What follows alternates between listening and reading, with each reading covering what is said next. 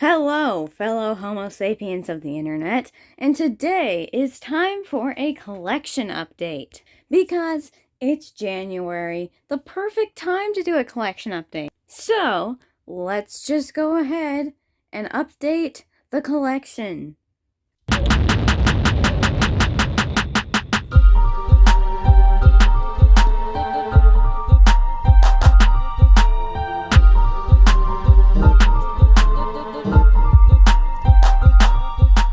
Starting off with the boring wall. Oh yeah. Remember how last time I said I was going to clean out my closet and put all my Mattel stuff in there? Guess what? I didn't do it because I don't want to. Maybe sometime when I'm not super busy editing stuff, I can, but I'm not doing it now. Anyways, let's start off with the boring wall. I'm nicknaming this wall the boring wall because it's very small and has really boring stuff on it. So yeah, not much has changed here also. We have this chicken, another grandma item. I don't know why my grandma thinks I need my room to be turned into a grandma's kitchen, but I mean, I guess I'll take it. Then we have this. It's a dove, I think. I think it's pretty cool. Another thing my grandma gave to me. I think it's pretty cool. It looks like a dove, so I think it's a dove. Anyway, it's a dove. And up top we have a duck next to another duck. I think I have taken some things down from here because they kept falling over and I just was too lazy to put them back up. So, now we have a duck. And that's pretty cool. I don't know where that duck came from or how it got there, but it is there. Next, we have my Star Trek wall, which will eventually have a shelf on top. I'm planning to turn this top part into a shelf, similar to that shelf right there. And I will put stuff on it. What stuff, you might ask? I have no idea. The other thing is I'm also going to put a shelf here, and that's going to have my Chaos Effect stuff on it, because they're kind of getting pushed off. And we have this, which is just a sign thing that I made for a trunk or treat my family participated in, and I thought it would look good on my wall instead of just sitting around in storage, so I did it. I also made that Deep Space Nine out of cardboard. It's pretty cardboardy. It was pretty annoying to, make, but I think it turned out looking pretty cool, and I hung it on my ceiling because I thought it was pretty cool, and it's also falling apart. That's awesome. Now moving on to this shelf thingy here, we have the bookshelf. Again, the bookshelf that I look at, it's just for decorative purposes only.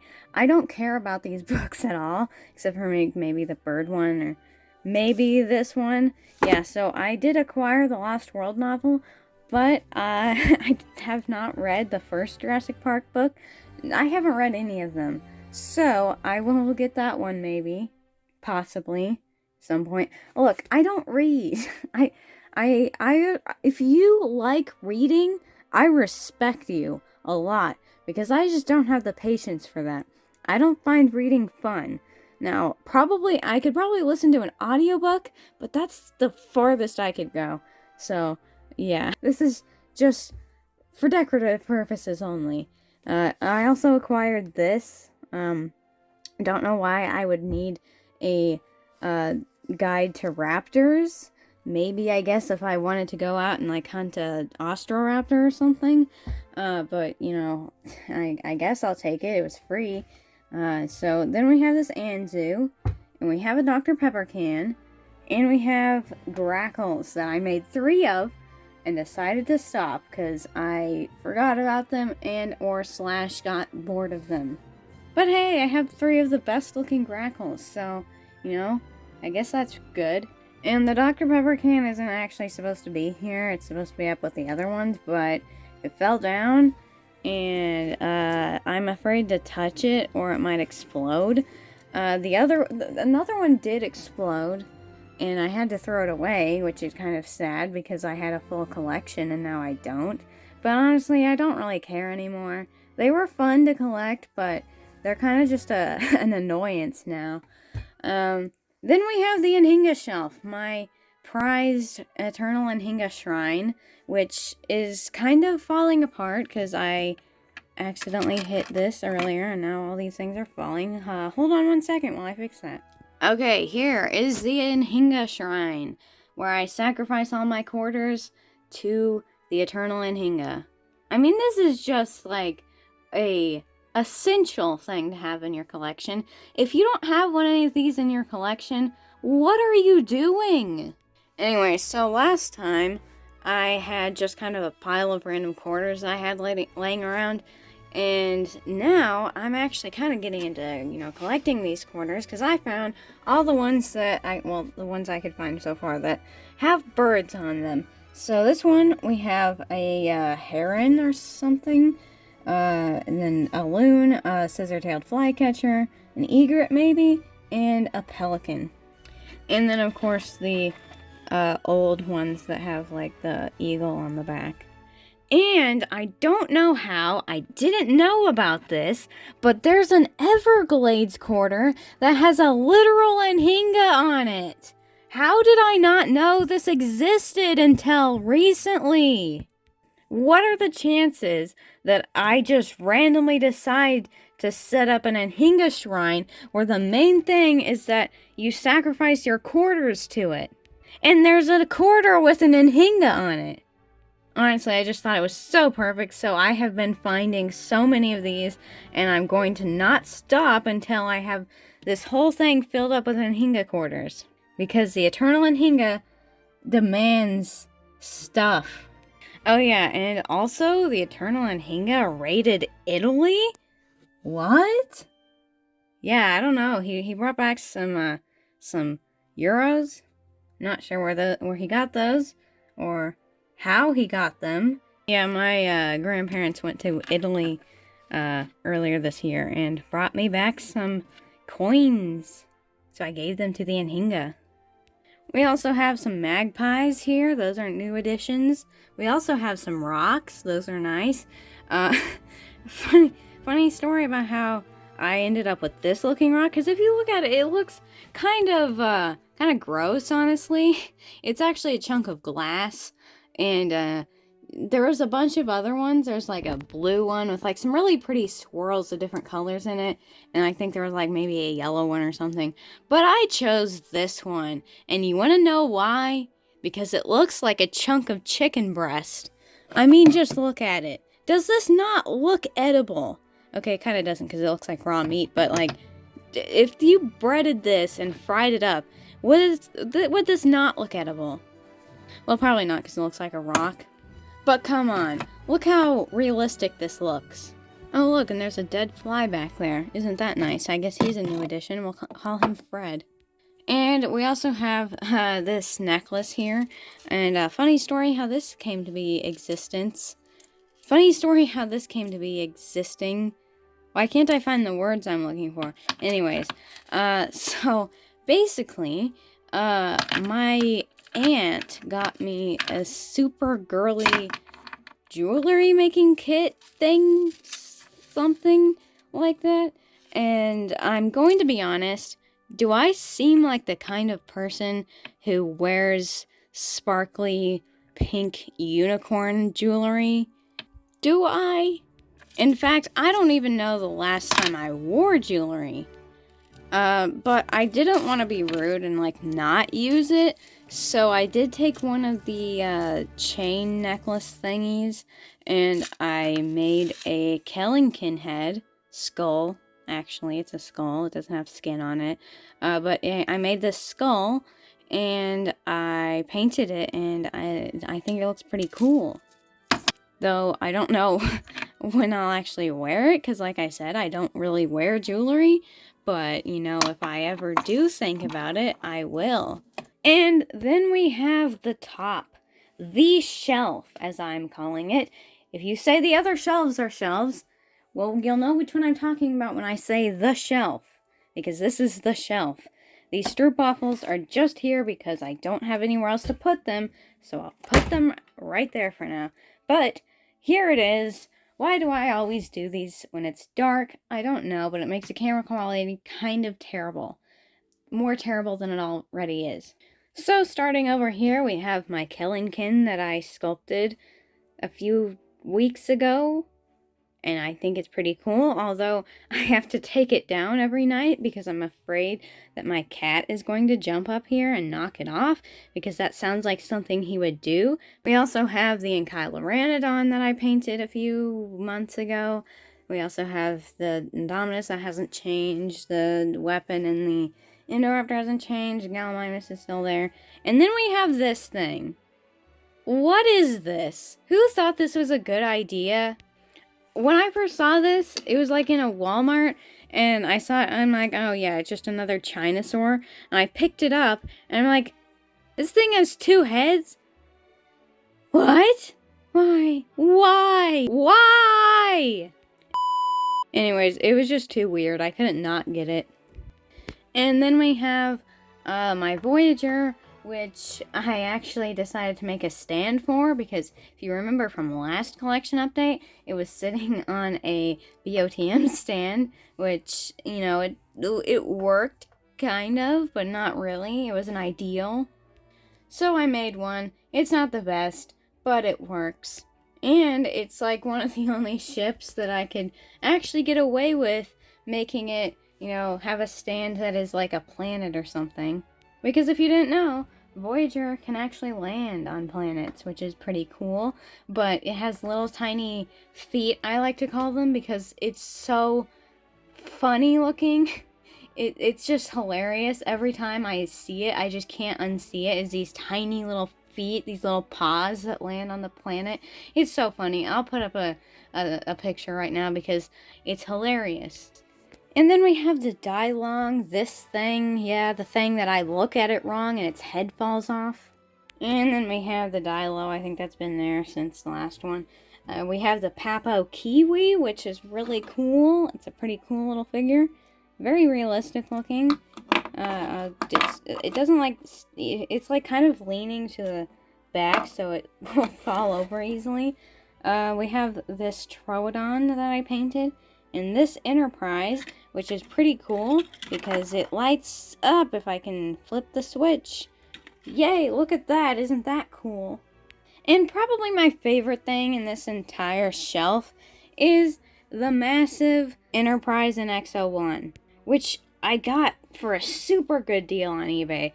I have been wanting one of these, but they're like $90, $80. And I'm like, nah, I'm not gonna get it for that much. Maybe if I find one for cheaper, I will. And guess what? I did find one for cheaper. It was like $50. So I got it, and it's so freaking cool. And it was right around Christmas, so it was like perfect. You can find some pretty good stuff on eBay. Also, did I mention that it came in box? And not only in box, but I'm pretty sure it had never been taken out of the box, or at least the stand, because the base of the stand was still in its plastic wrap. It had no dust on it whatsoever. It was completely clean, fresh out of the package. So either the person who had it before just took the ship out, I don't know, or maybe they were using a different stand and just didn't need that one.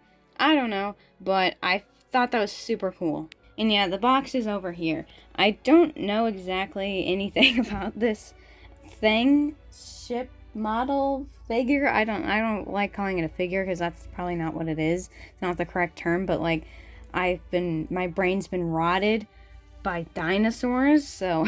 But this thing's so cool. I mean, this is solid metal. This thing is just like metal, but it's not like it's hollow inside.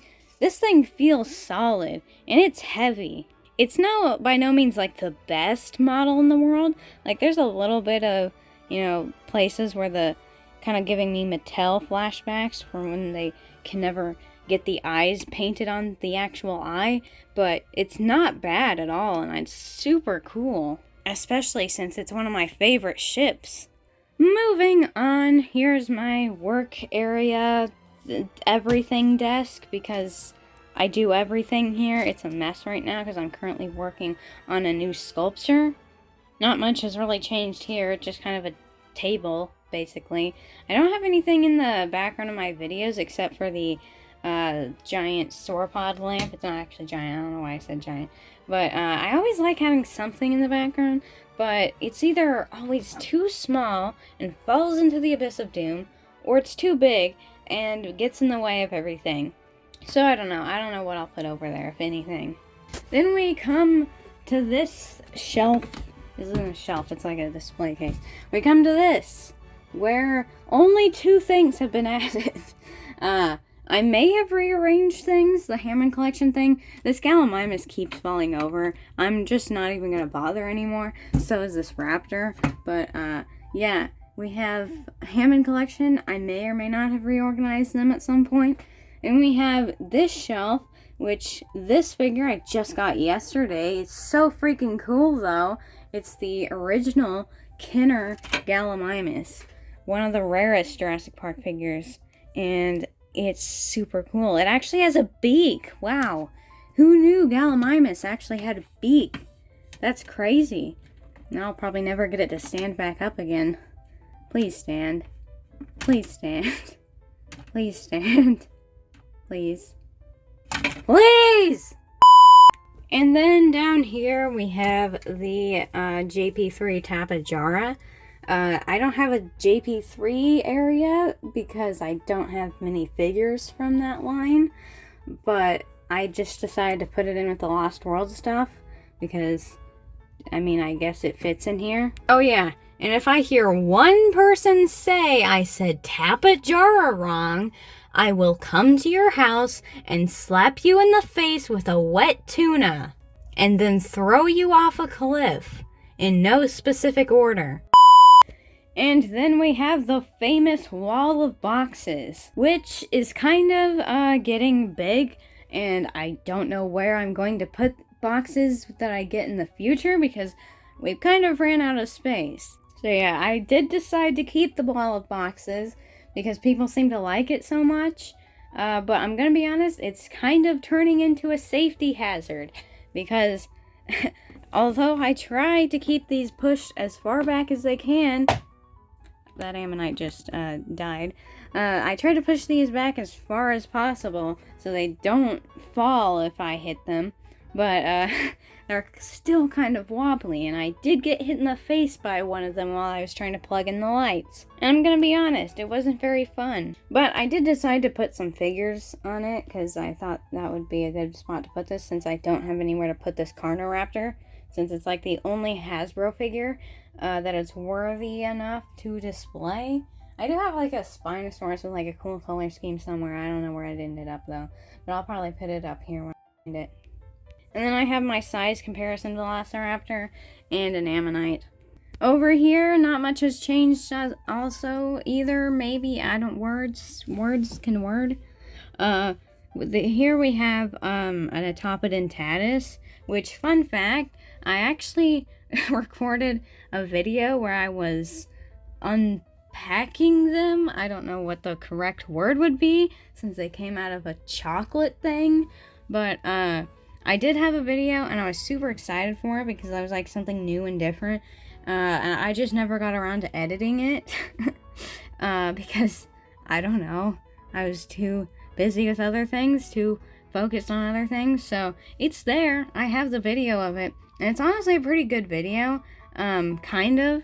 It had some really funny parts in it, which, you know, I think probably makes the video worth it, but it's also kind of boring at the same time when it's not funny, so I don't know. I was thinking of maybe just uploading it to my second channel since, you know, I don't know, it doesn't really fit my channel. I don't know.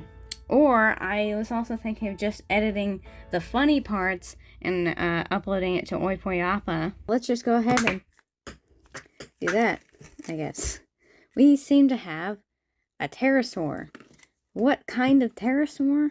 I do not know. So, let's see what it is. It is some kind of pterosaur. Oh, look! It's a pterodactyl. My favorite pterosaur. I love pterodactyls so much. Is that how you say it? I haven't said it in forever, so I don't know. I don't remember. Anyways, this is Joe, and I guess he likes garlic bread. Not sure why. Then we have the legendary Papo Heron, and we also have this Timberdoodle that I made. I don't know if this was your last collection update, but here it is now. And it fell off the shelf. If anyone's wondering why it's walking in snow, is because I had to repair it because it fell, and I was too lazy to fix it. Then we have up here the Dilophosaurus I sculpted. I don't remember if this was here last collection update or not. And then we have a toucan. That's it. Over on the big shelf now, we have the Chaos Effects section with the newest edition, the Tyrannops. Other than that, I don't know if I've reorganized this at all. Maybe I have, maybe I haven't. But yeah, there it is. I'm only missing 2 more figures. The Tanaconda and the Omega Rex. The Tanaconda is, I could probably get. I'm actually looking at getting one pretty soon, if I can find one that's in pretty good condition. The Omega Rex, on the other hand, I don't think I'm getting anytime soon, I'm going to be honest. Then we finally take a look at the BOTM shelf. Everyone loves a good BOTM shelf. So, starting over here, we have the 2 Canadians. They're fighting over something, not entirely sure what. I think one of them stole like a bottle of maple syrup from the other. I don't know, but they're pretty good. They're pretty chill. Then we have the Pentaceratops kind of killing the Bistosaurus, or at least severely injuring it. They're pretty cool. I actually really like this pose. Oh yeah, and I know that Styracosaurus and Albertosaurus didn't live in the same formation, but I didn't have anything to pair with them, so they're going together. And then we have the Chianzausaurus over here. I kind of went with the collector's card artwork for this pose because I thought it looked cool and I could do it with this figure. And actually, the fun fact about this is it actually can stand on its 1 foot while doing this if you properly balance it with its tail, which I thought was pretty cool, but I'm not leaving it up on the shelf like that. If I remove this, like I can see it's not really moving much, but it's kind of leaning on it now. It's probably kind of collapsed, but you know, trust me, I'm not making it up. It actually does do that. If you have this figure, you can prove it. Then we have the Triceratops. They're kind of chilling, kind of the opposite of the rest of the things over here. They're kind of fighting. But I thought they've been fighting for long enough. I'll just set them here and they can be chill. The Torosaurus doesn't have a really good pose. It's just kind of sitting there. We have the Suskityrannus, Acheroraptor, Procerosaurus, the Diabloceratops, and the Utah Raptor. And I finally found a decent pose for the Medusaceratops, so that's fun. We've got a Smilodon, Utyrannus. Why did I say Utyrannus? This is the Utyrannus, which is on the shelf of shame because it kept falling down. I absolutely hate this figure for posing. It's so annoying. These joints are so loose. They just, over time, they go smooth. They just sink. And not with that noise exactly, but, you know, something similar, something like that. And it's really annoying because they end up knocking everything else off, and then everything just looks bad. So it's going here because I'm tired of dealing with it. Then we have the Dilophosaurus, Guanlong, Acheroblader. What? I tried to say Acheroblader and Acheroraptor at the same time. Acheroblader. Why am I'm not sure if I'm saying this it's the right thing, but Acheroblader. Dryptosaurus is holding a little guy. And then we have the Pterodophonius and Chasmosaurus. They're fighting. And I think it looks really cool. And it was sort of a pain in the butt to get them to stay up. Well, just the Pterodophonius, but you know, it's pretty cool. Look at that pose. Wow, so neat. Anyways, I think that will conclude our collection update. It's nothing crazy, but you know, there was a bit of change since the last one. I hope you did enjoy this video, because I did. I like doing these videos. I think they're pretty fun and different. and I always enjoy doing them. I look forward to doing these all the time, and I appreciate that people actually like to watch these. Plus, I get to talk about stuff that I probably couldn't really bring up in my normal reviews and stuff because it wouldn't be relevant, like my Star Trek obsession. You better get used to it because there's gonna be a lot more next collection update. Thanks for watching, and we'll see you in the next video. Goodbye. Don't leave us hanging! My hands are sometimes trees!